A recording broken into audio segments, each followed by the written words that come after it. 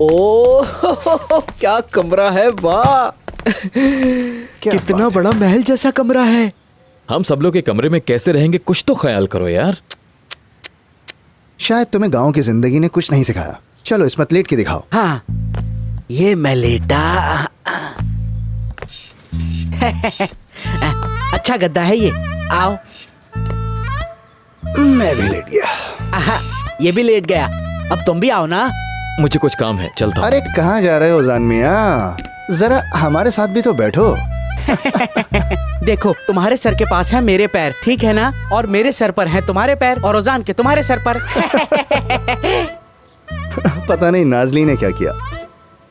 वो तो गांव में अकेली रह गई ना। नहीं, वो तो इस्तांबुल आ गई है। क्या मतलब इस्तांबुल आई है, ऐसा कैसे हो सकता है? तो भाई आखिर वो करती भी क्या? क्या घर में बैठी रहती हो? अब तो यहाँ जो हम करते हैं 5 मिनट में उसका खबर पहुँच जाती है। बात करते हो। उसने जब तुम्हें औरतों के साथ देखा ना तो वो बहुत गुस्से में आ गई थी। जब तक तलाक नहीं हो जाती तुम्हें काबू में रखना है। और उसका गुस्सा तुम जानते नहीं हो। ऐसा वैसा गुस्सा नहीं था, खून सवार था उसके सर पर। तुम नाजली को जानते हो ना कि उसका गुस्सा कैसा है। क्या तुम लोग बात को घुमाए बगैर सीधी तरह बताओगे? अरे बात बताएंगे भी तो क्या होगा, हिकमत सही कह रहा है। बल्कि उसने तो कहा था कि वो सीधा तुम्हारे ऑफिस जाकर तुमसे मिलेगी, और अगर तुम उससे ना मिले ना तो